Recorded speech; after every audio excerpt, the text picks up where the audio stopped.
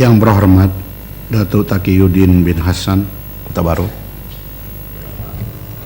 Assalamualaikum, salam sejahtera. Terima kasih Tan Sri Yang di-Pertua. Kota Baru, kaum hawanya lawa-lawa. Soalan saya nombor 2. Terima kasih. Terima kasih Tan Sri Speaker. Bismillahirrahmanirrahim. Ambil air di telaga. Soalan saya nombor 3.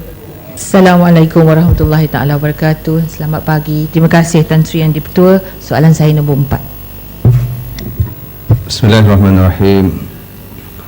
Tan Sri Yang di-Pertua, terima kasih Yang Berhormat Kuantan. Untuk maklumat Yang Ahli Yang Berhormat, berkenaan tol di Lebuh Raya negara ini tidak ditentukan mengikut kapasiti enjin ataupun sisi kenderaan, tapi sebaliknya ia dibuat berasaskan kepada kelas atau jenis kenderaan itu. Sehubungan itu, motosikal berkuasa tinggi tidak dikenakan kutipan tol kerana ia termasuk di bawah kategori kenderaan 2 gandar ataupun 2 roda, iaitu motosikal yang dikecualikan daripada kutipan tol. Ini termaktub dalam hampir semua perjanjian konsesi Lebuh Raya, kecuali di Lebuh Raya link kedua Malaysia Singapura, iaitu di Plaza Tol Tanjung Kupang dan di Jambatan Pulau Pinang, di mana motosikal turut dikenakan tol. Penetapan tol untuk kelas atau jenis kenderaan ini adalah berasaskan kepada Akta Jalan-Jalan Persekutuan dalam kurungan Pengurusan Persendirian 1984. Terima kasih. Kuantan. Terima kasih jawapan pada Yang Berhormat Menteri. Sebenarnya Tan Sri Yang di-Pertua, aduan ini banyak datang daripada pengguna-pengguna jalan raya yang merasakan ketidakadilan di dalam hal ini. Kerana kalau kita tengok kereta kancil, mereka bayar tol, dan orang yang pakai kereta kancil adalah orang yang tak ada kemampuan untuk beli kereta mewah, berbandingkan dengan orang yang beli motosikal besar. Motosikal besar ni ada yang lebih mahal daripada kereta kancil. Jadi persoalan saya, sepatutnya memang kita tak bayar tol semuanya. Kalau ikut Pakatan Rakyat, semua tak bayar tol. Jadi, tapi adakah usaha dari pihak kementerian untuk mengkaji semula dan untuk meneliti supaya berlaku keadilan dalam isu ini, dan tidak berlaku zalim kepada pengguna-pengguna jalan raya seperti yang bawa kereta kancil ni, berbanding dengan motosikal besar. Terima kasih. Terima kasih Yang Berhormat Kuantan. Seperti mana saya katakan tadi, bila kita bekerja, kita berpandukan pada perundangan, dan perundangan yang ditetapkan ialah di bawah akta yang sebutkan tadi.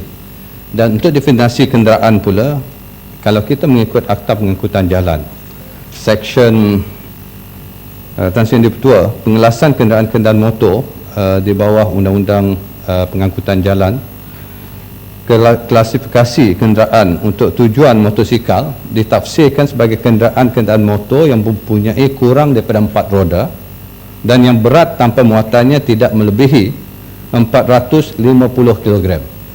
Bayangkan kalau di Lebuh Raya Utara Selatan, kalau kita kenakan tol kepada motosikal, maknanya kita kena sediakan lorong untuk membuat timbangan berat motosikal. Sebab definisi motosikal itu tadi berdasarkan, iaitu motor yang punya kurang daripada 4 roda dan yang berat tanpa muatannya tidak melebihi 450 kg. Kena disukat. Itu akta undang-undang. Jadi akan timbul masalah pentadbiran. Sebab sisi dia tidak disukat pada sisi. Dia diukur pada motosikal 2 tayar. Motosikal besar 1200 cc 2 tayar. Kapcai 75 cc pun 2 tayar. Jadi kita kena sukat beratnya. Jadi ini akan berlaku masalah pentadbiran di Lebuh Raya. Sebab itu akhirnya ianya tidak dikenakan. Kedua, kalau kita nak mengadakan kutipan tol motosikal, maka kita kena wujudkan lorong khas motosikal. Dan kalau lorong khas motosikal, ianya juga melibatkan pentadbiran. Satu, lorong highway Lebuh Raya dulu dibuat dalam tahun yang awal, tidak mengambil kira jumlah motosikal yang akan berada di Lebuh Raya. Sebab kita Lebuh Raya dulu tidak dikenakan motosikal sebenarnya. Dan kalau kita nak buat, maka untuk membina lorong motosikal khas, ianya akan menelan belanja yang agak besar, iaitu 1 kilometer. Untuk kalau kita sediakan dedicated lorong motosikal, ianya akan makan belanja sehingga 2 juta 1 kilometer. Dan kalau bukan dedicated, ianya akan menelan belanja lebih kurang 1 ke 1.5 juta 1 kilometer. Jadi ianya melibatkan masalah pentadbiran dan banyak perkara perlu dilakukan. Sebab itu masa ini berasaskan perundangan sedia ada, motosikal di lebuh raya kecuali jambatan yang ditetapkan tadi tiada dikenakan tol. Terima kasih. Kinabatangan. Terima kasih Tan Sri. Yang Berhormat Menteri, terima kasihlah di atas penjelasan, dan saya pun melihat bahawa memang sesuailah, walaupun dia bermotor besar dipanggil, tetapi dia masih 2 roda dan dia masih kena hujan. Yang Berhormat Menteri, kalau kancil Berhormat tak kena hujan pun. Jadi adil lah bagi mereka yang kena hujan ini tak bayar tol. Cuma mungkin Yang Berhormat perlu ada penyelarasan, iaitu motor di mana tol-tol yang masih ada laluan bermotor di sebelah kiri, maka tidak bolehlah, janganlah motor besar ini pula masuk di laluan yang betul, sebab masih ada laluan motor yang di sebelah kiri. Ia mungkin boleh diberi penyelarasan keseluruhannya, sebab dia boleh mengganggu pula kenderaan-kenderaan lain itu. Tetapi kalau soal mengubah peraturan untuk mereka membayar tol, rasa saya tidak kurang manislah, sebab mereka yang menunggang motor ini sengsara rasanya sebetulnya, kena hujan, kena panas. Jadi kena timbang-timbang jugalah. Yang Berhormat Kuantan, jangan seksa mereka yang naik motor besar ni. Terima kasih Berhormat. Terima kasih Yang Berhormat Kinabatangan. Kami di peringkat kementerian sudah pun menubuhkan jawatan kuasa khas untuk mengkaji pertamanya lorong motosikal. Setakat ini kita ada lorong motosikal di lebuh raya Persekutuan, dan timbul permasalahan dari segi dasar. Kita cuba nak melindungi pengguna motosikal, sebab bila berada di lebuh raya dengan kenderaan yang amat laju, ianya mendedahkan bahaya kepada pengguna motosikal. Jadi adakah kita akan menyediakan lorong khas motosikal demi keselamatan motosikal, tapi mengikut standard yang sudah sedia ada? Sebab perancangan lama dulu hanya ada lorong motosikal beberapa tempat saja, bukan semua tempat yang ada lorong khas motosikal.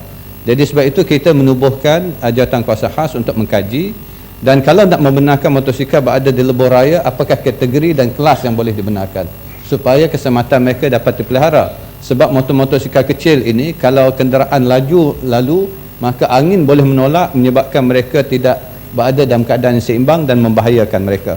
Dan kajian ini kita akan perincikan, insya-Allah kalau ianya sudah dapat hasilan, nanti kita akan mengadakan perbincangan dengan ahli-ahli Berhormat untuk kita melihat bagaimana kita dapat menangani permasalahan ini, sama ada motosikal dibenarkan di lebuh raya, sama ada dikenakan tol, kategori mana yang dikenakan tol ataupun tiada tol untuk mereka. Ini akan diperincikan. Terima kasih Tan Sri Speaker. Satu lagi Tan Sri. Ini tidak ada kaitan dengan gambar-gambar itu yang berbahaya. Tak. Ini pasal tol Tan Sri. Minta maaf. Okey, sila. Boleh. Terima kasih Tan Sri yang baik hati, dan terima kasih rakan saya Yang Berhormat Menteri. Saya setuju dan saya terima penjelasan Yang Berhormat berkaitan dengan soalan daripada Kuantan tadi. Cuma yang saya nak minta penjelasan, apakah kerajaan tidak bersedia untuk nak mengkaji supaya kadar tol yang dikenakan sekarang ini supaya tak sama antara sisi rendah dengan sisi yang besar. Sekarang kalau naik kereta kancil pun sisi dia sama dengan kita naik kereta Merc ataupun BMW. Padahal dari segi orang yang naik kereta kancil ini, dia tak banyak dia telah menggunakan minyak pada kadar yang rendah. Maknanya kerajaan tak banyak mensubsidikan harga Sama-sama dapat subsidi juga kat atas dia. Sedangkan orang yang naik kereta besar ni, sisi besar ni, dia menggunakan kadar minyak yang tinggi. Jadi subsidi tu banyak kat atas mereka. Jadi sepatutnya kita menggalakkan untuk orang menggunakan kereta pada sisi yang lebih kecil, supaya kerajaan tak jadi alasan, oh kita dah banyak tampung subsidi harga minyak ni kerana kita perlu tarik balik untuk buat pembangunan dan sebagainya. Jadi sepatutnya ada galakan. Jadi sebab bagi saya tak adil lah orang yang naik kereta kecil tiba-tiba dia bayar tol sama seperti mana orang naik kereta besar. Jadi saya minta penjelasan. Tan Sri Yang Dipertua, terima kasih Yang Berhormat Pokok Sena. Sebab itu kalau kita melihat kadar tol yang dikenakan berasaskan pada kelas kenderaan itu. Misal kata motosikal mungkin dikenakan pada kadar yang agak rendah, di link kedua saja. Tapi kalau di lebuh raya utama, kita motosikal tidak dikenakan. Termasuk motosikal 3 roda tidak dikenakan tol sebab ianya masih dikategorikan sebagai motosikal, khususnya untuk OKU dan sebagainya. Tapi untuk kereta, untuk kenderaan berat berbeza kadar tol yang dikenakan mengikut kelas kenderaan tersebut. Dan sama ada kerajaan akan mengkaji, memang sebab itu yang saya katakan tadi, jawatan kuasa khas telah diwujudkan. Tapi untuk mewujudkan kadar yang berbeza, kalau kita mengirakan mengikut sisi, ianya menimbulkan masalah pentadbiran. Sebab satu, kita kena adakan tol booth yang berbeza supaya kenderaan tertentu melalui kadar tertentu, ataupun kita kena mengadakan kad tertentu dan sebagainya. Sudah tentu ianya melibatkan lebuh raya, kawasan tol, terpaksa banyak lagi tol booth sebab pentadbiran untuk mengklasifikasikan kelas mana melalui laluan tertentu.